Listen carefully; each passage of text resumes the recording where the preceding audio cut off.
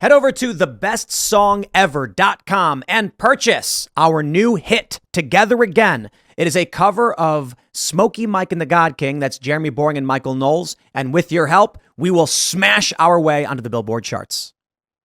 Because we have this story from the Daily Mail. Rudy Giuliani has to pay Georgia election workers $148 million for accusing them of helping steal the 2020 race. America's mayor faces financial ruin over huge damages and defamation case. Like, how is $148 million reasonable? They're saying it's 75 in punitive damages, 20 each for emotional distress, 16 for Freeman, 17 for Moss for damage to their reputations. You kidding me? Man, I get defamed every single day, and I can't get a single penny out of these people. You ever heard of any of these people, by the way? Of course not. You know, this is sadly how this goes, and Giuliani's not going to be the last person. And I talked to some of Trump's lawyers about this, too, because people, they don't seem to understand the true nature of the political world that we exist in until they reach certain levels, right? And so when they came after InfoWars for censorship, and I mean, what was the number they hit Alex with? Like, oh, we're suing Alex for $3 trillion. Yeah, it was the ridiculous. GDP of France. Yeah. 1.6 billion or something? No. That's more than that. They wanted the GDP of France. It was $1 trillion, and they had some formula that they worked this up. But my point is this, and it was $3 trillion. I told some of this to Trump's lawyers because they don't seem to get it. And they're like, oh, well, this is great that we get to go to court now because now we're going to get to show the evidence and prove our case. No, you're not. The judge is going to shut you down, not let you show any evidence, and just rule against you. And they say, well, that's not how the legal system works. Okay, fine. Find out the hard way for yourself. And now Trump's lawyers are finding that. They think we're going to present all this evidence to the court. And now they're like, nope, you can't present any of that evidence. Yeah, they say, what the heck? $3 trillion were the penalties that Jones was facing. That is more than the GDP of France. So my point is that it's rare air, or it used to be rare air for you to get these rulings and these court cases against you. It's going to become ever more present now, just like with censorship. They test it on one person and then they go after everybody else. Rudy Giuliani will not be the last person that gets $100 million judgments against him. Other Trump attorneys will get it. Other Trump associates will get it. And they're just never going to stop. The justice system is completely out of control. I don't think people have they haven't grasped just how corrupted and out of control it is. And unfortunately, it's going to have to hit them, just like with Trump's lawyers. Oh, we'll present the evidence. And it will. And it will. It absolutely will. Because I've been saying this for a long time. There are so many people who think if I just turn my lights off and hide under the covers, the angry mob that's going door to door smashing everything will skip over my house. No, it won't. So here's a guy sitting in front of me, Owen, who yelled some things on a bullhorn. And they literally use that in sentencing documents. The speech you made. Well, tell them my dirty speech, Tim. Tell them my dirty speech. Well, it was not just what you said on the grounds. It was what you said later on your show, and before too. And before that had nothing to do with what happened that day. And I believe, correct me if I'm wrong, you guys had a permit for the protest. Yeah, we actually had a permitted rally. We had a stage that was back behind. I think it was on the northeast side of the Capitol. We had a stage set up. We were going to be speaking. I was one of the speakers. There were other big speakers that were going to be a part of that. And we were going from the ellipsis from Trump's speech to our speaking stage. That was our route. And when we saw all the chaos at the Capitol, we said, hey, we got to stop this. So we got on horns to try to stop it. That's all on video. We talked to the Capitol Police and said, hey, what can we do? We want to work with you to try to stop this. That's all on video as well. The government even acknowledges this in their sentencing memo against me, that I didn't go in and that I did try to stop it. And I did say we were there to be peaceful.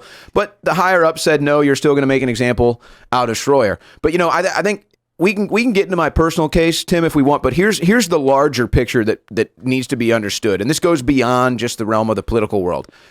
There is no incentive for justice in our justice system whatsoever. The incentive from the U.S. attorneys and the prosecuting attorneys is convictions. That's their incentive. They overcharge you drastically, hoping or assuming they're going to get a plea out of you, which most of the time they do. So they keep their conviction rates high, 98, 99, 100%. So they think they can get a better job, climb the ladder. Their incentive is convictions, not justice. Then you have the bench, the judge. Their incentive is imprisonment. Got to fill the prisons. Got to prove you're going to put the bad guys away. Justice never comes into the frame here. Justice is never even entering into the conversation. And let me tell you, from somebody who's been there, there's three tables here. There's the judge's bench, there's the prosecuting attorney, and then there's you. And until you've sat in that corner and you've witnessed this be done to you, and you've sat there and watched a judge and a prosecuting attorney sit there and never even consider justice, the feeling of loneliness and isolation when you realize there is no justice here. Justice was never the concern. The concern from the attorneys was conviction, and the concern from the judge was imprisonment. You never had a shot. There is no justice in the justice system anymore. I don't know what can be done about this. I mean, something has to change. The first thing we need to consider is Donald Trump being elected next year, and then we'll see how things go. When did things change in the justice system? Are you guys familiar with change? Like when did it become it's less been pretty corrupt for a very long time? It's been like that forever. Yeah. I mean, I don't think probably our whole lives. Yeah, 100%. Like that's been what it is. I think it's just more blatant in that, look, the left plays to win. I make this point all the time, and this is, I think, why they're able to get the dubs it is that they're able to get, because they rely upon the people on the other side, even if it's like whether they're center or the right or whatever it is that you want to call them, where you still kind of have some sort of belief, there's some sanctity in sort of these institutions, whether it be from the police officers on up to the prosecutions. Like, this is the way we do things, and at the end of the day, morals will prevail, justice will prevail, and that's just not. That, to be fair, has never been the reality. Obviously, you being in the situation it is that you've seen it sort of firsthand. It's like, nobody's coming to save me, and all of these guys are against me. Like the system is literally rigged against you, and especially when you're dealing with immoral people that have absolutely no problem with weaponizing that institution against you. It's a soulless thing. It's like they're soulless. It's a very difficult enemy to fight. I always use this analogy. People that watch me know I use this all the time. It's like you're going into a boxing ring, right? And you're entering it in, and that the person on the opposite side of you that you're supposed to be fighting 1v1 has already told you, look, my gloves are loaded. I've bought off the judges, I bought off the ref, and I'm about to cheat.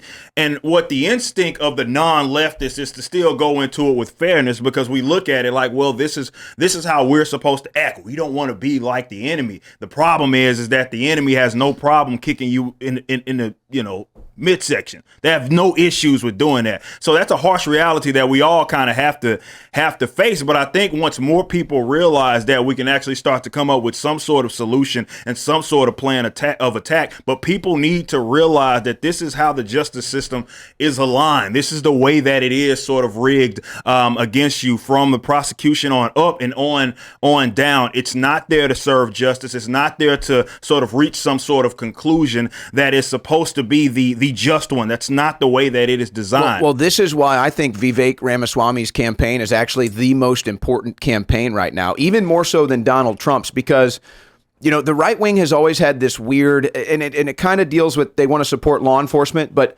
supporting law enforcement or police and wanting justice, reform, justice system reform, and prison reform need to be two completely separate issues. They need to be two completely separate issues, and conservatives need to get this.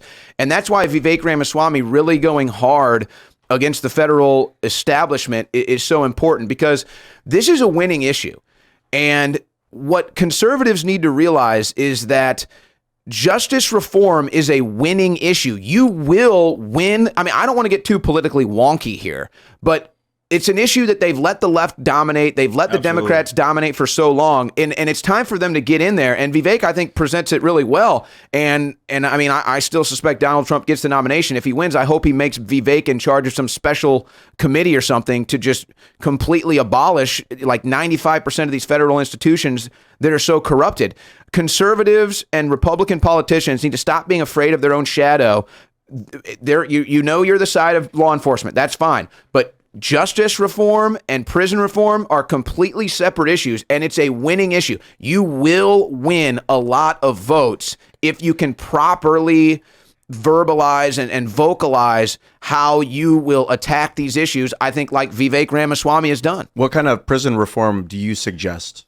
Well, I'll put it to you like this, because it's very complex, and I could go on forever based off what I've learned from the top to the bottom here, but I'll try to put it simply. When I was in prison, the Bureau of Prisons had a hearing in front of Congress where my name got brought up by Matt Gaetz, thank goodness. and they were asking for $2 billion. So they want $2 billion more dollars because they have staff problems and they have infrastructure problems. And believe me, they do. I'm showering in showers that have black mold in them. I'm dealing with staff in the prisons that, I mean, they lost like $2,000 worth of my property. I mean, I can go on and on and on. So the issues are real, but we all know if they put $2 billion more into the Bureau of Prisons, do you think that's going to improve a damn thing? Nope. No, it's not going to improve a damn thing. So what needs to be done, if they need $2 billion more annually, what they need to do is a little math, find out how many prisoners annually equals to $2 billion and release them all tomorrow. Release every single one of them all tomorrow. There should not be a single non-violent criminal in prison. That's our problem here. And maybe that's kind of the springboard for the political argument if any Republican has the courage to do it like Vivek. The springboard needs to be no non-violent criminals belong in jail. I mean, really what you have here. Sure, you can have house arrest. You can have the ankle monitor. I mean, I would say it like this, because people always ask, well, what is it like in there? What is it like in there? We'll do a little Kamala Harris Venn diagram. I would say take a Venn diagram, 3 circles. You've got a daycare center right here. You've got an old folks home right here. And then you've got a concentration camp right here. And then all the things that they have in similar, boom, that's what the federal system is like. Most nights there, it's just a bunch of old men watching TV. I mean, that's it. That's it. They're just sitting around watching TV. A lot of these guys have kids, they're fathers, and they're never going to see their kids again. And they're just sitting around watching TV, wasting their time away. They could be doing that. So it's really a dramatic issue that until you've seen it firsthand, it's really hard to understand. But I've seen it firsthand. $2 billion worth of prisoners. Release them from the jail tomorrow. There's your $2 billion that you need. We have more prisoners here than we do in China and Russia. It's also important to note that what you were talking about. I don't know if China's numbers are really documented. Good point. They also disappear, and they're never found again. But and then there's a lot of organs. Right. There's a lot of organs also found there that are readily available. But that's a different story. But good point. I definitely agree with you. But you brought up a kind of an anarchistic libertarian perspective. No victim, no crime. A lot of people on the right are saying we got to back the blue no matter what. We got to back the police officers. The police officers are saying, I don't care what laws they're going to make up. I'm going to enforce them to the fullest extent that I can, happily. And we've seen a huge transition from actual criminals going to jail to now political thought criminals going to jail, which is absolutely crazy. It needs to be addressed in a way, because you kind of described it as soulless. There is a lot of soullessness. There is a lot of people who are just like, I'm just doing my job. There are a lot of Kamala Harrises that believe that they have to make their way up, have to, of course, make their career by putting innocent people behind bars, which she did extensively, especially when it came to things like marijuana, which is absolutely freaking ridiculous. So yeah, I agree with you on those larger kind of libertarian sentiments. I think they would help galvanize the base, and I think the people who are rooting for Back the Blue are essentially rooting for their own enslavement and imprisonment. And maybe the selling point to conservatives or Republicans that are too afraid to do that, say, well, I'll tell you what, if you don't have criminal justice reform or prison reform, well, then you're going to end up in prison very soon. So there's a difference between victimless crime and nonviolent crime, like financial crimes, like what Sam Bankman-Fried is allegedly done, or maybe he's been convicted of it. So, like, do you also encourage, like you said, nonviolent, like high-level financial criminals? Do you think they should be let out too? Is there a victim? So nothing is. There would be, in that case. Yeah, there's a victim. But maybe No. Hold on.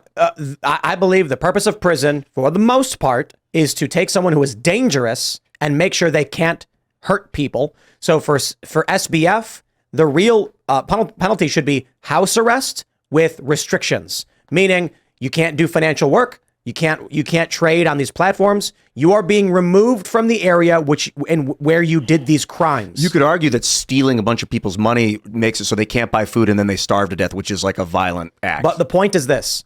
Did this guy go around like mercilessly beating children? There's the overt attack violence, but then there's also the stealing the resource. That's irrelevant. But Ian, I don't think so. Jail's supposed to rehabilitate people. No, come on. It doesn't do any of that. It makes them worse criminals. There's two philosophies in the prison system. There's rehabilitation or punishment, right? Retribution. But see, I think where you're nothing is black and white, right? Obviously, nothing is black and white. And I think, Tim, you propose a good idea. Like, if you go into a smash and grab, that's a violent crime. Right. If you steal from somebody and that takes food off their table, you could argue that that's a violent crime. Financial crimes like SBF, I think that you could reasonably argue, okay, you're going to be maybe on house arrest, but more importantly, every financial activity that you make is now going to be monitored.